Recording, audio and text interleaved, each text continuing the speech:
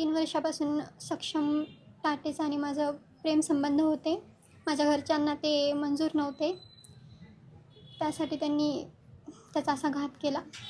कुणी काल काल कुणी त्याच्यावर म्हणजे वार? माझे वडील गजानन मामेडवार आणि माझे 2 भाऊ हिमेश मामेडवार आणि साहिल मामेडवार.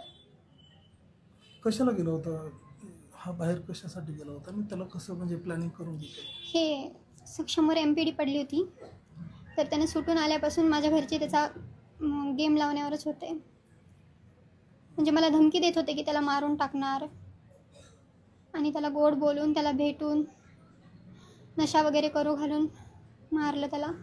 त्यानं त्याच्यावर 3 गोळ्या झाडल्या तरी त्याला काही झाले नाही. तेव्हा त्याच्या डोक्यात फरशी वगैरे टाकून मारलं त्याला. हा विरोध नेमका कशामुळे? आमचं प्रेम होतं आणि माझ्या पप्पांना मंजूर नव्हतं. कशामुळे? कास्टमुळे. तू दुसरं कोणाही सोबत बोल, मी करून देतो तुझं लग्न, असं बोलले होते ते मला.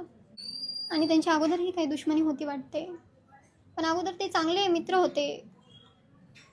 तुझा भाऊ आणि माझे 2 भाऊ आणि सक्षम आणि हे चांगले मित्र होते. नंतर आमच्या प्रेमसंबंधामुळे त्याला मारण्यात आले.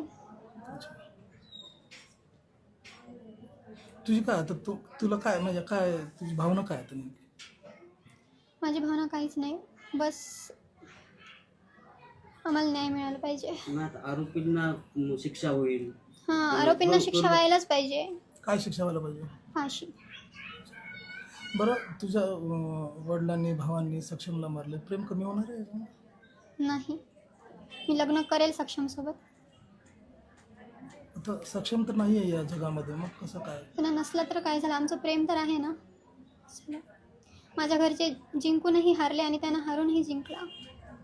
आणि मी त्याच्यासोबत लग्न करेल आता आणि त्याच्यासोबतच राहील हमेशा आणि माझ्या मनाने राहील मी. माझ्यावर कोणाची जोर जबरदस्ती नाही, काहीच नाही.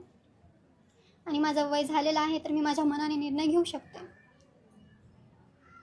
मग आता पुढचं भविष्य तुझं इथंच राहायचं का कुठं? इथेच राहायचं आहे आणि सक्षमचीच बनून राहायचं आहे. पण इथले तुला मंजूर करतील काय? करतील.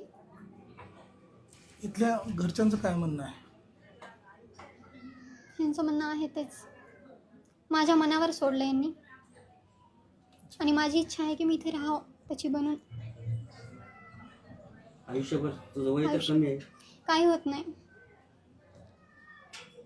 बोल. मला राहायचं होतं त्याच्यासोबत. काय झालं, त्याच्यासोबत राहायला भेटलं नाही तर पण इथे तर राहील ना त्याच्या घरामध्ये सर्वांसोबत. आता माझ्यामुळे त्याच्या मम्मीपासून तो दूर झाला.